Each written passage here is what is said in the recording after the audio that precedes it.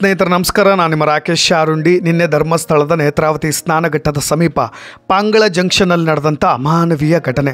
ಇದಕ್ಕೆ ಸಂಬಂಧಪಟ್ಟ ಹಾಗೆ ಅಲ್ಲಿದ್ದಂಥ ಯೂಟ್ಯೂಬರ್ಗಳ ಮೇಲೆ ಮಾರಣಾಂತಿಕವಾದಂಥ ಹಲ್ಲೆ ನಡೆದಿದ್ದು, ಜೊತೆಗೆ ಕುಡ್ಲ ರಾಂಪೇಜ್ನ ಅಜಯ್ ಅಂಚನ್ ಇದಕ್ಕೆ ಸಂಬಂಧಪಟ್ಟ ಹಾಗೆ ಅವರ ಫಸ್ಟ್ ರಿಯಾಕ್ಷನ್ ಕೂಡ ಕೊಟ್ಟಿದ್ದಾರೆ. ಅದನ್ನು ನಾನು ವಿಡಿಯೋ ಕೊನೆಯಲ್ಲಿ ನಿಮಗೆ ಸಂಪೂರ್ಣವಾದಂಥ ವಿವರಣೆಗಳನ್ನು ಕೊಡ್ತಾ ಹೋಗ್ತೀನಿ. ಈಗಾಗಲೇ ಆ್ಯಂಕರ್ ಅಜಿತ್ ಹನುಮಕ್ಕನವರ ಮೇಲೂ ಕೂಡ FIRನ ದಾಖಲು ಮಾಡಲಾಗಿದೆ. ಏನಿದೆ FIRನಲ್ಲಿ, ಯಾರ್ದು ತಪ್ಪು ಯಾರ್ದು ಸರಿ, ಅದರ ಕುರಿತಾಗಿ ಒಂದಿಷ್ಟು ವಿವರಣೆಗಳನ್ನು ಕೊಡ್ತಾ ಹೋಗ್ತೀನಿ. ಈಗಾಗಲೇ 4 ಜನ ಯೂಟ್ಯೂಬರ್ಗಳ ಮೇಲೆ ಮಾರಣಾಂತಿಕವಾದಂಥ ಹಲ್ಲೆ ನಡೆದಿರೋ ಸಂಬಂಧಪಟ್ಟ ಹಾಗೆ ಸ್ನೇಹಿತರೆ, ಈ ರೀತಿ ಸೌಜನ್ಯ ಹೋರಾಟದ ಪೋಸ್ಟರ್ ಇದ್ದಂಥ ಸೌಜನ್ಯ ಸೋದರ ಮಾವನ ಕಾರನ್ನು ಕೂಡ ನಿನ್ನೆ ಜಖಂ ಮಾಡಲಾಯಿತು.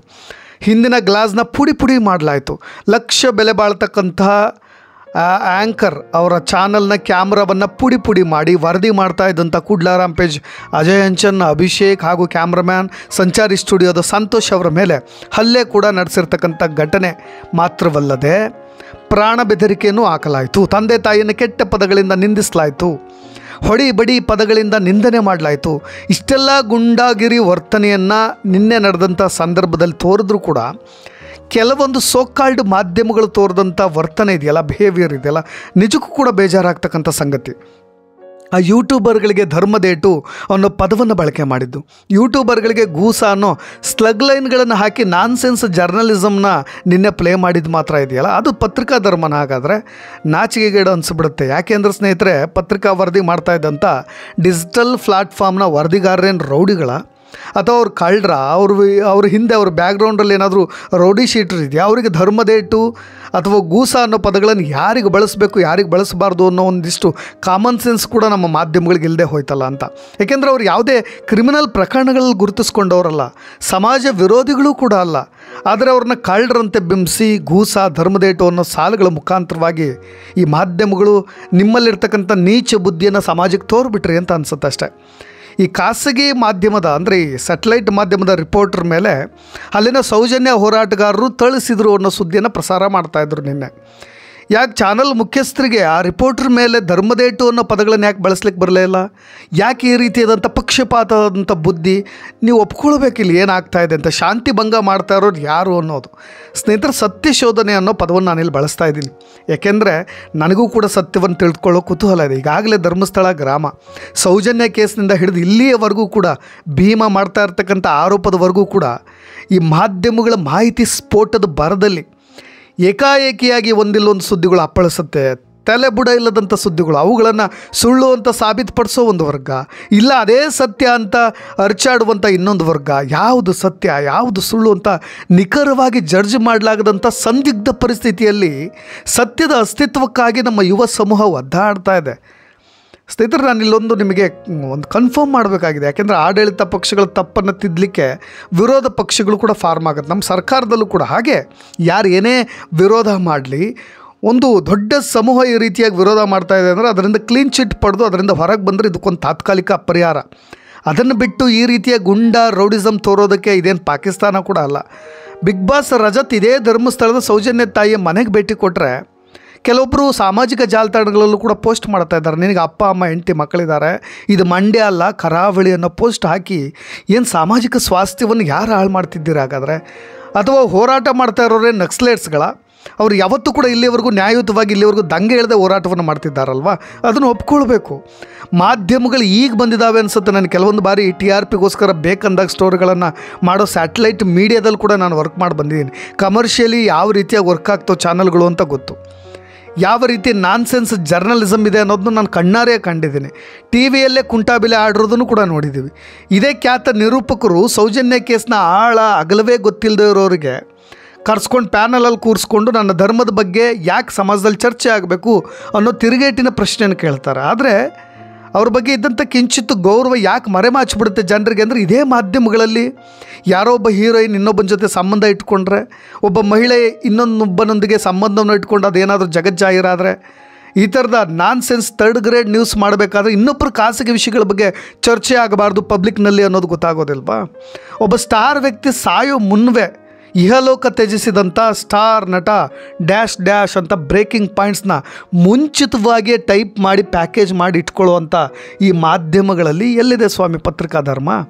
ನಾನಿಲ್ಲಿ ಯಾರದ್ದೋ ಒಂದು ಕಡೆ ತಪ್ಪು ಅಂತ ಸಮರ್ಥಿಸ್ಕೊಳ್ತಾ ಇಲ್ಲ. ಆದರೆ ನೀವೆಲ್ಲರೂ ಕೂಡ ಸತ್ತಂತೆ ಬದುಕಿದ್ದಾಗಲೂ ಕೂಡ ಕೆಲವೊಬ್ಬ ಯೂಟ್ಯೂಬರ್ಗಳು ಪಟ್ಟು ಬಿಡದಂತೆ ಸುದ್ದಿ ಮಾಡಿದ್ದಾರೆ. ಅವ್ರ ಪರವಾಗಿ ನಿಂತಂಥ ಕೆಲವು ವೀಕ್ಷಕರು ಒಂದಿಷ್ಟು ಅವರಿಗೆ ಅನ್ನದ ರೂಪದಲ್ಲಿ ಸಹಾಯ ಮಾಡ್ತಾ ಇದ್ದಾರೆ. ಕೆಲವು ಮಾಧ್ಯಮಗಳು ಈಗ ಬಂದು ಧರ್ಮರಕ್ಷಣೆ ಹೆಸರಲ್ಲಿ ಯಾಕೆ ಪರೋಕ್ಷವಾಗಿ ಕಳ್ಳರಂತೆ ಜನರ ಮುಂದೆ ಬೆತ್ತಲಾಗ್ತಾ ಇದ್ದೀರಿ? ಸ್ನೇಹಿತರೆ, ಇದೇ ಬೆಳ್ತಂಗಡಿ ಪೊಲೀಸರು 2000ನೇ ಇಸವಿಯಿಂದ 2015ರವರೆಗೆ ದಾಖಲಾದಂಥ UDR ಅಪರಿಚಿತ ಸಾವುಗಳ ದಾಖಲೆಯನ್ನೇ ನಾಶ ಮಾಡಿಬಿಟ್ಟಿದ್ದಾರೆ. ಅಪರಿಚಿತ ಶವಗಳ ಮೃತದೇಹದ ಮರಣೋತ್ತರ ಪರೀಕ್ಷೆಯ ವರದಿಗಳಿಲ್ಲ, UDR ರಿಪೋರ್ಟ್ ಇಲ್ಲ, ನೋಟಿಸ್ಗಳಿಲ್ಲ, ಮೃತ ವ್ಯಕ್ತಿಗಳ ಫೋಟೋಗಳಿಲ್ಲ. SITಗೆ ನೀಡಬೇಕಾಗಿದ್ದಂಥ ಬೆಳ್ತಂಗಡಿ ಪೊಲೀಸ್ ಸ್ಟೇಷನ್ನಲ್ಲಿ UDR ದಾಖಲೆಗಳೇ ಇಲ್ಲ. ಇದೊಂದು ಆಘಾತಕಾರಿ ವಿಷಯ ಕೂಡ ಹೌದು. ಇದು ನ್ಯಾಷನಲ್ ಮೀಡಿಯಾದಲ್ಲಿ ಚರ್ಚೆ ಆಗ್ತಿದೆ, ಆದರೆ ನಮ್ಮ ಮಾಧ್ಯಮಗಳಿಗೆ ಕಣ್ಣಿಲ್ವ? ಹಾಗಾದರೆ ಯಾಕೆ ಚರ್ಚೆ ಮಾಡ್ತಾ ಇಲ್ಲ? ಪ್ರಶ್ನೆ ಮಾಡೋರನ್ನ ಧರ್ಮದ ಹೆಸರಿನಲ್ಲಿ ಹೊರಗಿನವರನ್ನಾಗಿ ಮಾಡಿಬಿಡ್ತೀರಿ. ಎಷ್ಟೋ ಧರ್ಮಗುರುಗಳು ಅನಾಚಾರ, ಅಕ್ರಮ, ಅಶ್ಲೀಲ ಚಟುವಟಿಕೆಗಳನ್ನು ಮಾಡಿರೋದು ನಾವು ಕೇಳಿದ್ದೀವಿ, ಕಂಡು ಬೆಪ್ಪಾಗಿದ್ದೀವಿ. ನಮಗೆ ಈ ಕ್ಷೇತ್ರದ ಮೇಲೆ ಅಪಾರ ನಂಬಿಕೆ ಎಲ್ರಿಗೂ ಸಹಜವಾಗಿದೆ. ಆದರೆ ಈ ಕೇಸ್ನಲ್ಲಿ ಯಾವ್ದು ಸತ್ಯ ಅನ್ನೋದನ್ನು ಮಾತ್ರ ನಾವು ತಿಳಿದುಕೊಳ್ಬೇಕಾಗಿದೆ. ಇಲ್ಲದಿದ್ದರೆ ಕೇವಲ ಕಣ್ಣಿದ್ದು ಕೂಡ್ರಂತೆ ನಾವ್ಯಾಕೆ ಎಲ್ಲವನ್ನು ಕೂಡ ಸರಿ ಅಂತ ಸುಮ್ಮನೆ ಇರಬೇಕು? ಪ್ರಶ್ನೆ ಮಾಡೋದ್ರಲ್ಲಿ ತಪ್ಪೇನಿದೆ? ನೀವು ಈ ರೀತಿಯಾಗಿ ಅದನ್ನು ಸುದ್ದಿಯನ್ನು ಪ್ರಸಾರ ಮಾಡ್ತಿರ್ತಕ್ಕಂಥ ಮಾಧ್ಯಮಗಳ ವಿರುದ್ಧವಾಗಿ ನೀವು ಯೂಟ್ಯೂಬರ್ಗಳ ಧ್ವನಿಯನ್ನು ಅಡಗಿಸಿಬಿಟ್ರೆ ನಿಮಗೆಲ್ಲದೂ ಕೂಡ ಗೊತ್ತಾಗ್ಬಿಡುತ್ತೆ. ಇತ್ತೀಚೆಗೆ ಒಬ್ಬ ವ್ಯಕ್ತಿ ಕಿರಿಕ್ ಮಾಡಿಕೊಂಡೇ ಇದೇ ಧರ್ಮಸ್ಥಳದ SIT ಪೊಲೀಸ್ ಠಾಣೆಗೆ ಹೋಗಿ ಅಲ್ಲಿರ್ತಕ್ಕಂಥ ತನಿಖಾ ಅಧಿಕಾರಿಗಳನ್ನು ಪ್ರಶ್ನೆ ಮಾಡಿ, ಸಾರ್ ಕೆಲವೊಬ್ಬ ಯೂಟ್ಯೂಬರ್ಗಳು ಸಂಜೆ ಕೂತ್ಕೊಂಡು ಅಷ್ಟು ಸಿಕ್ತು, ಇಷ್ಟು ಸಿಕ್ತು, ಸೀರೆ ಸಿಕ್ತು ಅಂತ ಎಲ್ಲ ವರದಿಗಳನ್ನು ಮಾಡ್ತಾ ಇದ್ದಾರೆ. ಅವ್ರಿಗೆಲ್ರಿಗೂ ಹೇಗೆ ಗೊತ್ತಾಗುತ್ತೆ? ಹಾಗಾದರೆ ನೀವು ಹೇಳ್ತಾ ಇರೋ ಸತ್ಯನ ನೀವು ಆಗಲೇ ಇಲ್ಲ ಎಲ್ಲವನ್ನೂ ಕೂಡ ಅವ್ರ ಮಾಧ್ಯಮಗಳಿಗೆ ನೀವೆಲ್ಲರೂ ಕೂಡ ಸುದ್ದಿ ಬಿಡ್ತಾ ಇದ್ದಾರಂತ ಕೆಲವು ಯೂಟ್ಯೂಬ್ ಚಾನಲ್ಗಳ ಹೆಸರನ್ನು ಮೆನ್ಷನ್ ಮಾಡಿದ್ರು. ಯಾಕೆ ಸ್ಯಾಟಲೈಟ್ ಮೀಡಿಯಾಗಳಲ್ಲಿ, ಸ್ಯಾಟಲೈಟ್ ಚಾನಲ್ಗಳಲ್ಲಿ ಪ್ರತಿನಿತ್ಯ ಕೆಂಪು ಸೀರೆ ಸಿಕ್ತು, ರವಿಕೆ ಸಿಕ್ತು, ಇಷ್ಟು ಮೃತದೇಹಗಳು ಸಿಕ್ತು, ಅವಶೇಷಗಳು ಸಿಕ್ತು, ಪಳೆಯುಳಿಕೆಗಳು ಸಿಕ್ತು ಅಂತ ಸುದ್ದಿ ಮಾಡ್ತಾ ಇಲ್ವಾ? ಅವ್ರ ಹೆಸರನ್ನ ಯಾಕೆ ನೀವು ತೆಗೆದುಕೊಳ್ಳೋಕೆ ದಮ್ಮಿಲ್ವಾ? ಹಾಗಾದರೆ ಅವರ ಹೆಸರುಗಳನ್ನು ಮರೆಮಾಚಿ ನೀವು ಬರೀ ಯಾಕೆ ಯೂಟ್ಯೂಬರ್ಗಳ ದನಿಯನ್ನು ಅಡಗಿಸ್ಲಿಕ್ಕೆ ಮುಂದಾಗ್ತಾ ಇದ್ದೀರಿ? ಪ್ರತಿಯೊಂದು ಕೂಡ ನಾನಿಲ್ಲಿ ಕಾಮನ್ ಮ್ಯಾನಾಗಿ ನ್ಯೂಟ್ರಲಲ್ಲಿ ಕುತ್ಕೊಂಡು ಮಾತನಾಡ್ತಿದ್ದು, ನಾನು ಯಾರೋ ವ್ಯಕ್ತಿಯನ್ನು ಟಾರ್ಗೆಟ್ ಮಾಡಿ ಮಾತನಾಡ್ತಾ ಇಲ್ಲ. ನೀವು ಒಂದು ಕಡೆ ಪಕ್ಷಪಾತಿಯಾಗಿ ನಿಂತ್ಕೊಂಡು ಮಾತನಾಡ್ತಾ ಇದ್ದಾಗೆ ಜನರಿಗೆ ಅನುಮಾನ ಬರೋದು ಯಾವ್ದು ಸರಿ ಯಾವ್ದು ತಪ್ಪು ಅಂತ. ಇಬ್ಬರನ್ನೂ ಖಂಡಿಸಬೇಕಲ್ವ ನೀವು?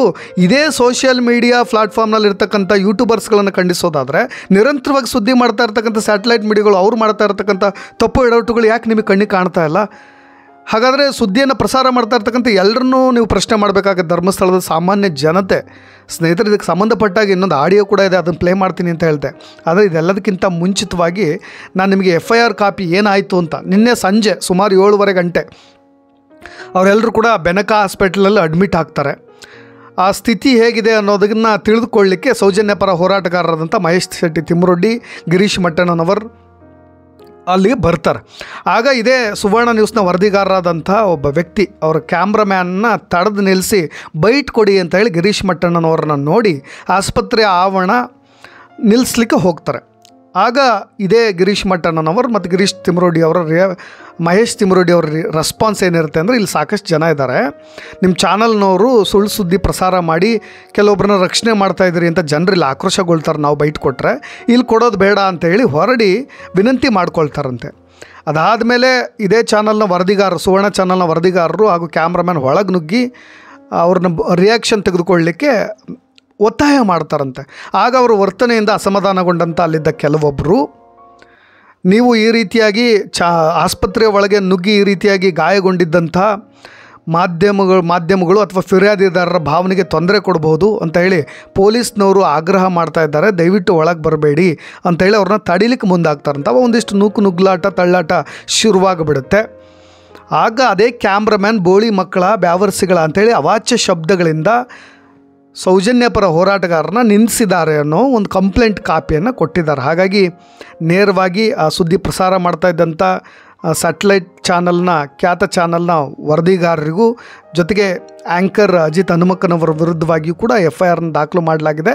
ಬಟ್ ಯಾವುದು ಸತ್ಯ ಯಾವುದು ಸುಳ್ಳು ಅನ್ನೋದನ್ನು ಪೊಲೀಸ್ ಠಾಣೆ ಇದ್ರ ಕುರಿತಾಗಿ ತನಿಖೆಯನ್ನು ನಡೆಸಿ ಜೊತೆಗೆ ಯಾರ್ದು ತಪ್ಪು ಯಾರ್ದು ಸರಿ ಅನ್ನೋದ್ರ ಕುರಿತಾಗಿ ಸೂಕ್ತವಾದಂಥ ಕ್ರಮವನ್ನು ಅವ್ರು ತೆಗೆದುಕೊಳ್ಬೇಕಾಗತ್ತೆ. ಸದ್ಯ ಇಷ್ಟು ನಡೆದಿರೋದು. ಇದಕ್ಕೆ ಸಂಬಂಧಪಟ್ಟಾಗೆ ಅಲ್ಲಿ ನಡೆದಂಥ ಘಟನೆಯ ಬಗ್ಗೆ ವಿವರಣೆಗಳನ್ನು ತೆಗೆದುಕೊಳ್ಳೋದಕ್ಕೆ ನಾನು ಕುಡ್ಲಾ ರಾಂಪೇಜ್ನ ಅಜಯ್ ಅಂಚನ್ ಅವ್ರನ್ನು ಕೂಡ ಮಾತನಾಡಿಸಿ ಆಡಿಯೋ ಬರುತ್ತೆ, ನೀವು ಅದನ್ನು ಕೇಳಬಹುದು, ಏನಾಯಿತು ಅಸಲಿಗೆ ಆ ಸ್ಥಳದಲ್ಲಿ ಅನ್ನೋದು ಕುರಿತಾಗಿ. ಅಜಯ್ ಸರ್ ನಮಸ್ತೆ. ನಮಸ್ತೆ. ಸ್ವಲ್ಪ ಈಗ ಆರಾಮಿದ್ದೀರಾ? ಚೇತರಿಸ್ಕೊಂಡ್ರ ಸರ್? ಹೌದು ಸರ್, ಆರಾಮ. ನಿಜಕ್ಕೂ ನೋಡಿ, ಪತ್ರಿಕಾ ವರದಿಗಾರರ ಮೇಲೆ ನಡೆದಂತ ಅಮಾನವೀಯ ಘಟನೆ ಅಂತ ನಾನು ಭಾವಿಸ್ತೇನೆ. ನಿಜಕ್ಕೂ ಬಹಳ ಬೇಸರ ಆಯ್ತು ನಿನ್ನೆ ಘಟನೆ. ತಪ್ಪು ಯಾರದ್ದು, ಏನಾಯ್ತು ಅಲ್ಲಿ? ಪ್ರತ್ಯಕ್ಷದರ್ಶಿಗಳು ನಾವು ಕೆಲವೊಬ್ಬರನ್ನ ವಿಚಾರಿಸಿದಾಗ ಒಂದಿಷ್ಟು ಸತ್ಯ ಗೊತ್ತಾಯ್ತು. ಏನಾಯ್ತು ಸರ್? ನೀವೇನಾದ್ರೂ ಆ ಥರದ ವರದಿ ಮಾಡ್ತಾ ಇದ್ರಾ? ರಿಪೋರ್ಟಿಂಗ್ ಏನೋ ಮಾಡ್ತಾ ಇದ್ರಾ? ವ್ಯಕ್ತಿಗಳ ಹೆಸರು ಬಳಸ್ಕೊಳ್ತಾ ಇದ್ರೆ, ಯಾರೋ ಒಬ್ಬ ಪರ್ಸನಲ್ ಒಬ್ಬ ಟಾರ್ಗೆಟ್ ಮಾಡಿ ಒಬ್ಬ ವ್ಯಕ್ತಿ ಹೆಸರು ಬಳಸ್ಕೊಳ್ತಿದ್ದಾರೆ ಅಂತ ಹೇಳ್ತಾರಲ್ವ ಅವರು, ಆ ಥರದ್ದು ಏನೋ ರಿಪೋರ್ಟಿಂಗ್ ಮಾಡ್ತಾ ಇದ್ರೆ ಏನಾಯ್ತು ಸರ್ ಅಲ್ಲಿ ಘಟನೆ? ಇಲ್ಲ ಅಂದ್ರೆ ಇವರು ಬಿಗ್ ಬಾಸ್ ಖ್ಯಾತಿಯ ರಜತ್ ರವರು ಬಂದಿದ್ರಲ್ವಾ, ಸೌಜನ್ಯನ ಮನೆಗೆ ಬಂದಿದ್ರು, ಮತ್ತೆ ಗಿರೀಶ್ ಮಟ್ಟಣ್ಣ ಅವರು ಮೀಟ್ ಆಗಿದ್ರು. ಅದು ಸೌಜನ್ಯ ಮನೆಗೆ ಬರ್ತಾ ಇದ್ದಾರೆ ಅನ್ನುವಂತ ವಿಚಾರದಲ್ಲಿ ನಮ್ಗೆ ಗೊತ್ತಾಯ್ತು.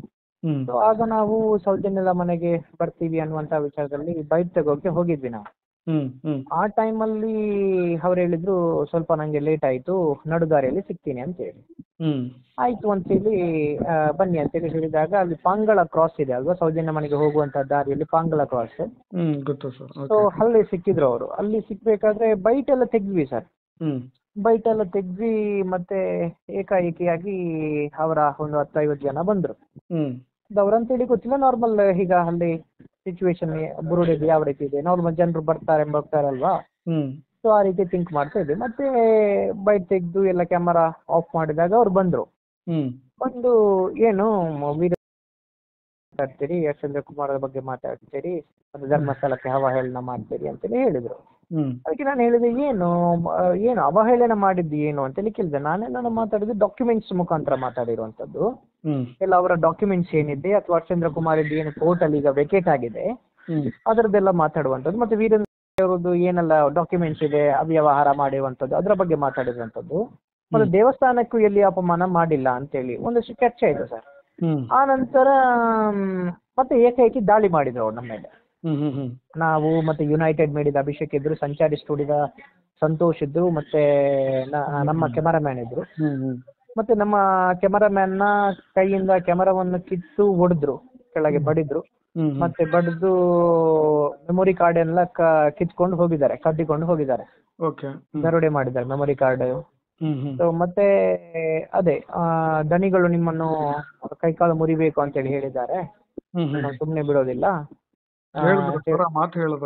ಹೌದು ಬೆದರಿಕೆ ಹಾಕಿ ಎಲ್ಲ ಹೋಗಿದ್ರು.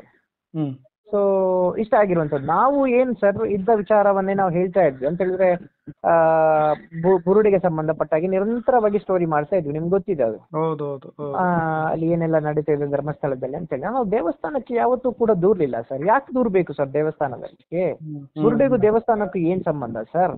ಅಥವಾ ಬುರುಡೆಗೂ ಈ ಫ್ಯಾಮಿಲಿಗೂ ಏನ್ ಸಂಬಂಧನೇ ಇಲ್ಲ. ಅಥವಾ ಬುರುಡೆಗೂ ಜನಗಳಿಗೂ ಏನ್ ಸಂಬಂಧನೇ ಇಲ್ಲ. ಅವ್ರು ಹೇಳ್ತಾ ಇರೋದೇನು ಅಂತ ಹೇಳಿದ್ರೆ, ನೀವು ದೇವಸ್ಥಾನಕ್ಕೆ ಅಪಮಾನ ಮಾಡ್ತಾ ಇದ್ರಿ, ವೀರರಿಗೆ ಅಪಮಾನ. ನಾನ್ ದೇವಸ್ಥಾನದ ಬಗ್ಗೆ ಇದುವರೆಗೂ ಮಾತಾಡೇ ಇಲ್ಲ ಒಂದು ವರ್ಡ್ ಕೂಡ ಅಂತ ಹೇಳಿದ್ರೆ, ಕೆಟ್ಟದಾಗಿ ಯಾವುದೇ ರೀತಿ ಬಿಂಬಿಸಿಲ್ಲ ನಮ್ಮ ದೇವಸ್ಥಾನ ಅಂತ. ಸೊ ನಂತರದಲ್ಲಿ ವೀರೇಂದ್ರ ಬಗ್ಗೆ ಮಾತಾಡಿರುವಂತದ್ದು ನಾನು ಏನು ಅಂತ ಹೇಳಿದ್ರೆ, ಡಾಕ್ಯುಮೆಂಟ್ಸ್ ಅವ್ರು ಏನೆಲ್ಲ ಮಾಡಿದ್ದಾರೆ ವಿತ್ RTI ಡಾಕ್ಯುಮೆಂಟ್ಸ್ ಏನಿದೆ ಅದನ್ನೇ ನಾನು ಮಾತಾಡಿರುವಂತದ್ದು. ಅರ್ಥ ಆಯ್ತಾ? ಸೊ ಹಾಗಿರ್ಬೇಕಾದ್ರೆ ಇದು ಏಕಾಏಕಿ ದಾಳಿ ಮಾಡುವಂತದ್ದು, ಈ ತರ ಹೊಡೆದೇ ಇಲ್ಲ, ಯಾರಿಗೂ ಹೊಡೆದೇ ಇಲ್ಲ ಅನ್ನೋ ರೀತಿಯ ಕೆಲವೊಂದು ವೈರಲ್ ಆಗ್ತಾ ಇದೆ ಸರ್ ಪೋಸ್ಟ್.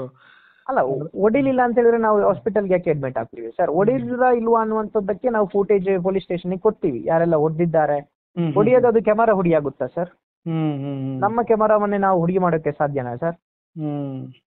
ಮತ್ತೆ ಅವ್ರಿಗೆ ಬಚಾವಾಗೋಕೆ ಏನಾದ್ರು ಈ ತರ ಹೇಳಲೇಬೇಕಲ್ಲ ಸರ್, ಹೊಡಿದಿಲ್ಲ ಅಂತ. ಏನಾದ್ರು ಮಾರಕಾಸ್ತ್ರಗಳನ್ನ ಇಟ್ಕೊಂಡಿದ್ದಾರ ಸರ್ ಅವರು? ಏನಾದ್ರು ಆ ತರದ್ದು ಏನಾದ್ರು ತಂದಿದ್ರ? ಅಂದ್ರೆ ಹೊಡಿತಾ ಇದ್ರು ಸರ್, ಒಂದು 10-25 ಜನ ಸೇರ್ಕೊಂಡು ಹೊಡಿತಾ ಇದ್ರು. ಕೈಯಲ್ಲಿ ಏನಿತ್ತು ಅಂತೇಳಿ ನಾವು ಕರೆಕ್ಟ್ ಆಗಿ ಅಬ್ಸರ್ವ್ ಮಾಡಿಲ್ಲ. ಅಲ್ಲಿ ಸ್ಥಳೀಯರು ಹೇಳ್ತಾ ಇದ್ರು ಏನೋ ರಾಡ್ ಗೀಡ್ ಎಲ್ಲ ಇಟ್ಟು ಹೊಡೆದಿದ್ದಾರೆ ಅಂತ ಹೇಳಿ. ನಾನು ಅಬ್ಸರ್ವ್ ಮಾಡಿಲ್ಲ, ನಂಗೆ ಅಷ್ಟು ಗೊತ್ತಾಗಿಲ್ಲ ಏನು ಅಂತೇಳಿ, ಯಾವ್ದ್ರಲ್ಲಿ ಹೊಡೆದಿದ್ದಾರೆ ಅಂತ ಹೇಳಿ. ಅದೇ ಅಲ್ಲ, ನಾನ್ ಕೇಳುದು ಏನು ಅಂತ ಹೇಳಿದ್ರೆ ಸರ್, ಅವಹೇಳನ ಮಾತು ಮತ್ತೊಂದು ಎಲ್ಲ ಮಾಡಿದ್ರೆ ಇವರಿಗೆ ಕೇಸ್ ಇದೆಯಲ್ಲ ಸರ್, ಕಂಪ್ಲೇಂಟ್ ಕೊಡ್ಲಿ ಅಲ್ಲ. ಹಲ್ಲೆ ಮಾಡುವಂತದ್ದು ಎಷ್ಟು ಸರಿ? ಹೌದು, ಹಲ್ಲೆ ಮಾಡ್ಬೇಕಾದ್ರೂ ಕೆಟ್ಟ ಪದಗಳು ಅವರು ಬಳಸಿದ್ರಲ್ವಾ ಸರ್? ಹೌದು, ನಾವು ಒಂದೇ ಒಂದು ಪದಗಳನ್ನು ಬಳಸಿಲ್ಲ ಸರ್, ಒಂದೇ ಒಂದು ಕೆಟ್ಟ ಪದವನ್ನು ಬಳಸಿಲ್ಲ. ನಾನು ಹೇಳಿರುವಂತದ್ದು ಇಷ್ಟೇ, ಏನು ಅವಹೇಳನಕಾರಿಯಾಗಿ ಮಾತಾಡಿದ್ದೀನಿ ಅದನ್ನ ನಂಗೆ ತೋರಿಸಿ, ಏನು ವಿದೌಟ್ ಡಾಕ್ಯುಮೆಂಟ್ಸ್ ಮಾತಾಡಿದ್ದೀನಿ ಅದನ್ನ ನಂಗೆ ತೋರಿಸಿ.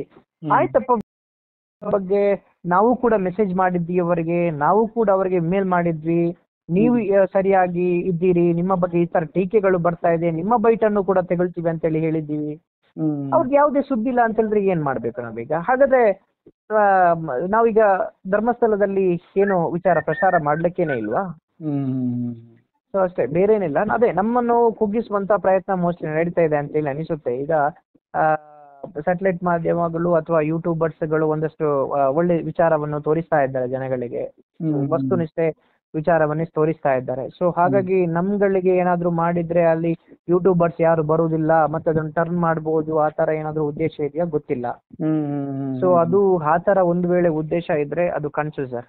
ನಾನು ಮೊದಲೇ ಹೇಳಿದ್ದೇನೆ, ಖಂಡಿತವಾಗ್ಲೂ ಏನೇ ಆಗ್ಲಿ ಈ ಪ್ರಕರಣಕ್ಕೆ ಸಂಬಂಧಪಟ್ಟ ಹಾಗೆ ಸತ್ಯ ವಿಚಾರವನ್ನು ಕುಡ್ಲಾ ರಾಂಪೇಜ್ ಯಾವತ್ತಿಗೂ ಎಂದೆಂದಿಗೂ ತಿಳಿಸ್ತಾನೆ ಹೋಗುತ್ತೆ. ಯಾರಿಗೂ ಕೂಡ ಅವಹೇಳ ಮಾಡುದು, ಯಾರಿಗೂ ಕೂಡ ಏನೋ ತೇಜೋವಧೆ ಮಾಡುವಂತದ್ದು ಏನಿಲ್ಲ. ಒಂದು ವೇಳೆ ಯಾರು ಧರ್ಮಸ್ಥಳಕ್ಕೆ ಅವಹೇಳನ ಮಾಡೋಕೆ ತೇಜೋವಧೆ ಮಾಡೋಕೆ ಬರ್ತಾ ಇದ್ದಾರೆ ಅವರ ವಿರುದ್ಧನೂ ಕೂಡ ನಾನು ಎಪಿಸೋಡ್ ಮಾಡೇ ಮಾಡ್ತೀನಿ ಸರ್.